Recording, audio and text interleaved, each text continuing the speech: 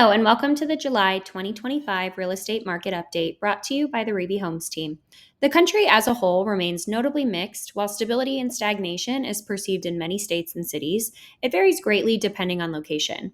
Mortgage rates continue to hover the high 6% to 7% range, and as a result of that, annual home sales have reached a 3-decade low, and affordability remains a challenge for many buyers. According to NAR, inventory is up roughly 20% from last year, which is helpful in terms of putting some downward pressure on prices, but it's not quite enough to make a notable impact for buyers with mortgage rates remaining so high. Year over year appreciation is positive nationally. Fannie Mae reported a 5.2% rise from Q1 of 2024 to Q1 of this year, while FHFA reported a more modest 3% gain. Although positive, the rate of appreciation is slowing. But again, this varies drastically regionally.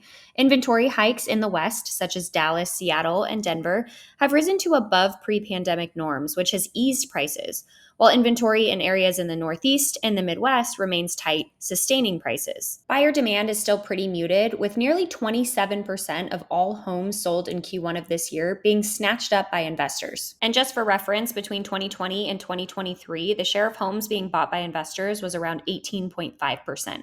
But despite the increase, it's not a sign that investors are storming the market and taking over purchases. It's just an indication that traditional buyers have pulled back as they continue to face affordability struggles and will likely do so until rates ease. As for future predictions, experts are optimistically cautious with modest but positive forecasts. Both Fannie Mae and the National Association of Realtors are predicting mortgage rates to reach the low 6% range by year end, home sales to rise as a result of that, and appreciation to land at 2 to 3% year over year.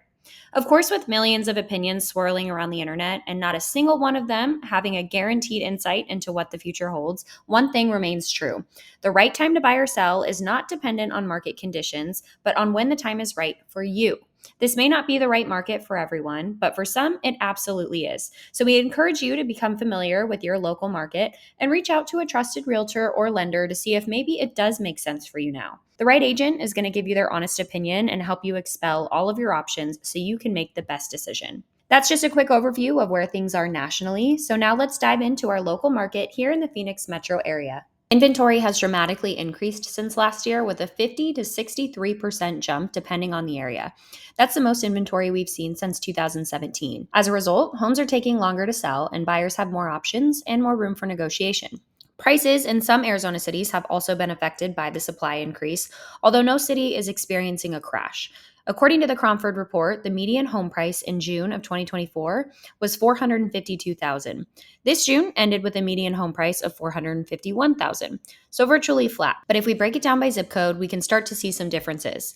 For example, the median home price in Chandler 85225 last month was $499,000. That's up 12% from last June's median price of $445,000. Chandler 85224, however, went from $490 last year to $470 this year, which is a 4% decrease.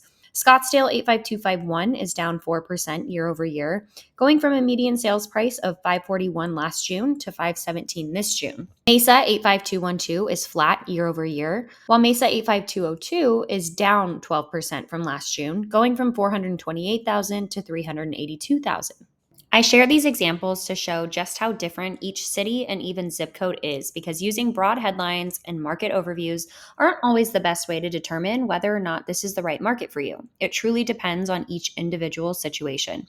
Foreclosures modestly rose in Q1 of this year, but have evened out. June ended with 374 notices filed, which is down from 494 in May. But again, let's compare those numbers to 2008 to see that even an increase in foreclosures is not a reason to sound alarm bells. Here are notices filed back in 2008 through 2011. March of 2009 was the peak, with more than 10,500 notices filed in just 1 month. So just a reminder that the vast majority of Arizona homeowners are doing just fine. Bottom line, we're definitely in a balanced market with a heavy lean towards buyers. Now is the time for buyers to negotiate concessions, price, repairs, while sellers may need to sit tight, adjust expectations, and think about what it's going to take to get their home sold in today's market. As far as where we're headed, well, if we do see a decline in mortgage rates this year, then we can expect buyer activity to pick up, which would in turn slow down price reductions, volume and amount of seller concessions, decrease days on market, and increase buyer competition.